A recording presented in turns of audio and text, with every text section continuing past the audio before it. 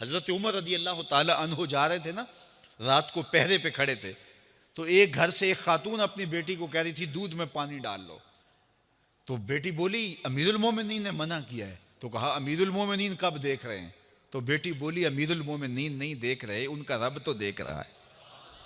حضرت عمر دروازے پہ نشان لگایا تو آ گئے، دن کے اجالے میں پھر اس گھر کے دروازے پہ گئے اور صاحب خانہ سے کہا کہ اپنی بیٹی کا رشتہ میرے بیٹے کے لیے دے دو۔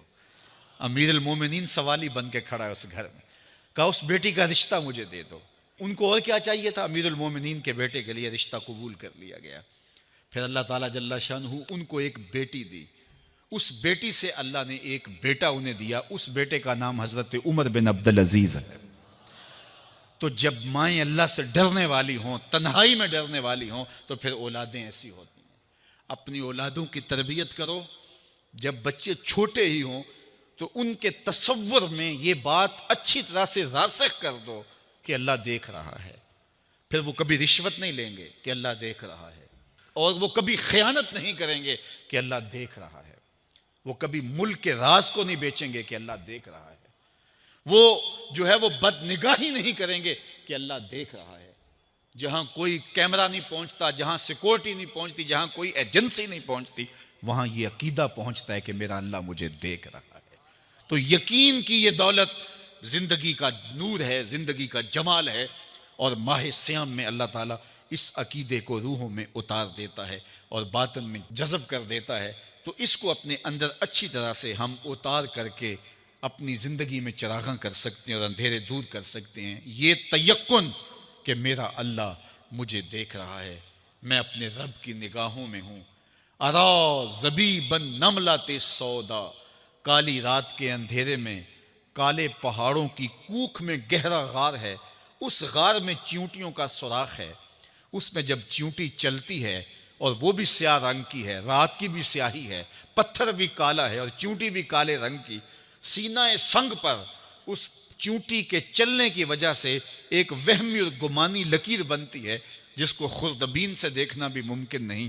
تمہارا رب اس کو یوں دیکھتا ہے جس طرح دیوار چین کو دیکھتا ہے۔ تو کیا ذہن اور دماغ کی سکرین پہ آنے والے خیالات سے وہ غافل ہو سکتا ہے؟ کیا وسوسوں سے وہ غافل ہو سکتا ہے؟ تو آئیے اس یقین اور اس تیقن میں جینے کا گر سیکھیے۔ دیکھیے زندگی کتنی نور علی نور ہو جائے گی کہ میرا اللہ مجھے دیکھ رہا ہے، میرا اللہ مجھے ملاحظہ کر رہا ہے، میں اس کی نظروں سے، اس کی نگاہوں سے پوشیدہ نہیں۔ تو یہ عقیدہ ماہ سیام میں ہمیں نصیب ہوتا ہے۔ اور اگر ہم نے ماہ سیام کے دامن سے یہ سب کچھ نہیں سیکھا اور پورا مہینہ بھوک کاٹی، پیاس کاٹی اور مہینہ گزار دیا، اور عید کے دن وہیں کھڑے تھے جو ہم 29 شعبان کو جہاں کھڑے تھے، تو پھر ہم نے رمضان کی برکت کیا پائی؟ میرے حضور نے ممبر کی تینوں سیڑھیوں پہ قدم رکھتے ہوئے آمین آمین پکارا تھا۔ تو صحابہ نے پوچھا حضور یہ عجیب ماجرا ہم نے دیکھا ہے، کوئی دعا مانگنے والا نہیں تھا اور آپ نے آمین کہا، پھر دوسری سیڑھی پہ رکھا قدم، پھر آمین کہا، پھر تیسری سیڑھی پہ قدم رکھا تو آمین کہا۔ فرمایا میں نے پہلی سیڑھی پہ قدم رکھا تو جبریل حاضر ہوئے اور انہوں نے کہا اس شخص کی ناک خاک آلود ہو جس نے ماہ سیام رمضان المبارک کو پایا اور اپنی بخشش نہ کروا سکا۔ تو میں نے اس پہ آمین کہا کہ ماہ سیام ملے، رحمتوں کی برکھا برستی ہو، جنت کے 8 دروازے کھلے ہو، جہنم کے در بند کر دیے گئے ہوں، ایک نفل کا ثواب فرض کے برابر ہو، فرض کا ثواب 70 فرضوں کے برابر ہو، رحمتوں کی برکھا ہو اور بندہ اپنی بخشش بھی نہ کرا سکے، تو کہا اس شخص کی ناک خاک آلود ہو۔ تو حضور نے اس پہ آمین کہا۔ تو اتنے پیارے موسم کو جو ضائع کر دے، ایسی حسین رت کو جو ضائع کر دے، اس کے لیے وعید بھی کتنی سخت ہے۔ کہا دوسری سیڑھی پہ قدم رکھا تو جبریل آئے اور کہا اس شخص کی ناک خاک آلود ہو جو والدین کو بڑھاپے میں پائے اور خدمت کر کے جنتی نہ ہو سکے۔ ممبر کی تیسری سیڑھی پہ قدم رکھا تو جبریل آئے، انہوں نے کہا اس شخص کی ناک خاک آلود ہو جس کے سامنے آپ کا ذکر کیا جائے اور وہ آپ پہ درود نہ پڑے۔ اللہ اکبر۔ رسول رحمت کا نام آئے تو درود و سلام پیش کرو، ان کا ذکر آئے تو تمہاری روحیں بھی درود پڑھیں، تمہاری زبانیں بھی درود پڑھیں۔ اللہم صلی علی سیدنا و مولانا محمد معدن الجود والکرم۔ ان کا ذکر روحوں کی غذا ہے، ان کا ذکر دل کا قرار ہے۔ تو ان کے تذکرے کی خوشبو سے اپنے ماحول کو معطر رکھو۔ وہ جوان جو ہی پروان چڑھا ان فوان شباب آیا، تو اس کی پیشانی سجدے کے تقدس سے مالا مال ہو گئی، اس کی آنکھوں میں حیا اور شرم کے پہرے آ گئے، اس کے خیالوں میں پاکیزگی آ گئی، اس کی زندگی کے شب و روز نیکی کے ماحول میں بسر ہونے لگے، اس کی راتیں ذکر الہی میں، تلاوت کلام مجید میں، اور دن یاد الہی میں روزے سے گزرنے لگے۔ وہ جوان جس کی جوانی اللہ کی عبادت میں گزری، کیونکہ جوانی اگر عبادت میں گزر گئی تو بڑھاپا تو پر نور ہے ہی ہے۔ سب سے مشکل مرحلہ زندگی کا جوانی کا ہے۔ شیطان زیادہ ورغلاتا ہے کسی شخص کو جب وہ جوانی کے مرحلوں سے گزر رہا ہوتا ہے۔ تو جس کی جوانی خیریت کے ساتھ گزر گئی اور اس نے اپنی جوانی کے تقدس کو محفوظ رکھ کے منزل تک پہنچا لیا، اپنی عصمت کے جوہر کی حفاظت کی، اپنی آبرو کو لٹنے نہیں دیا، اپنی آنکھوں کی شرم و حیا پر پہرے بٹھائے اور آنکھ کو برباد نہیں ہونے دیا، اور اپنی زندگی کے تقدس کا پہرا دیا، تو جو جوان اپنی جوانی کو خیریت کے ساتھ گزار گیا۔ کسی نے کہا تھا نا، کتاب زیست کا ایک اور باب ختم ہوا، شباب ختم ہوا، ایک عذاب ختم ہوا۔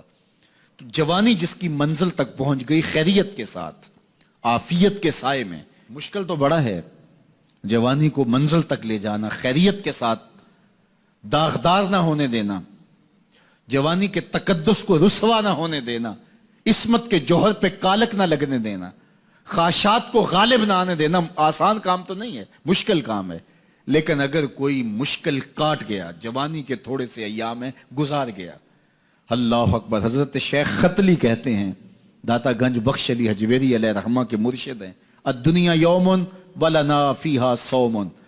وہ کہتے ہیں دنیا ایک دن ہے، ہم روزہ رکھ کے گزار رہے ہیں۔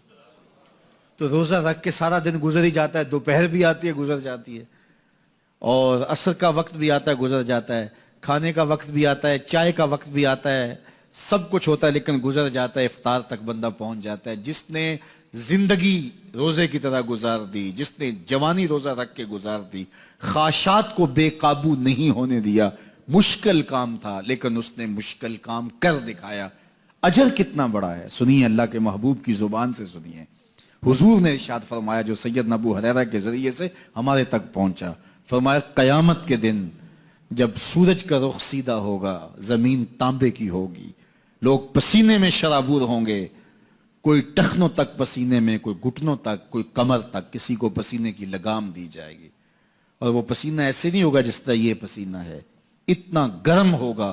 ابن رجب حنبلی کہتے ہیں اس پسینے کا ایک قطرہ اگر احد پہاڑ پہ ڈال دیا جائے تو وہ پگھل جائے، اتنا گرم ہوگا، بدبودار اتنا ہوگا، ایک قطرہ دنیا پہ ڈال دیا جائے، انسان کیا جانوروں کے دماغ بھی پھٹ جائیں، اس پسینے میں لوگ شرابور ہوں گے۔ لیکن جس نے اپنی جوانی کو عافیت سے گزارا ہوگا، کل قیامت کے دن جب کوئی سایہ نہیں ہوگا، اللہ اس جوان پر اپنے عرش کا ٹھنڈا سایہ عطا فرمائے۔ وہ شخص جس کو کسی عورت نے دعوت گناہ دی، اور وہ صاحب منصب تھی، صاحب جمال تھی، اور اس نے یہ کہہ کے یہ خواہش، یہ آرزو مسترد کر دی، انی خاف اللہ۔ اسی طرح کوئی عورت ہے تو اس نے اپنے تقدس کی حفاظت کی، اپنی آبرو پہ پہرا دیا اور کسی پیشکش کو ٹھکرا دیا، تو فرمایا قیامت کے دن جب کوئی سایہ نہیں ہوگا، اللہ اسے بھی اپنے عرش کا ٹھنڈا سایہ دے گا۔ کیسا سخت دن ہوگا، اور وہ کس اعزاز میں ہوگا، کس تکریم میں ہوگا۔ یہ تو 4 دن 10-20 سال ہیں، اور وہ 50,000 سال کا ایک دن۔ پھر اس کو اللہ کا شکر ادا کرنا ہوگا کہ اللہ تو نے کتنا کرم کیا میرے اوپر کہ میری جوانی خیریت اور عافیت سے گزری، اور آج اس کا تو کتنا بہتر صلہ مجھ کو دے رہا۔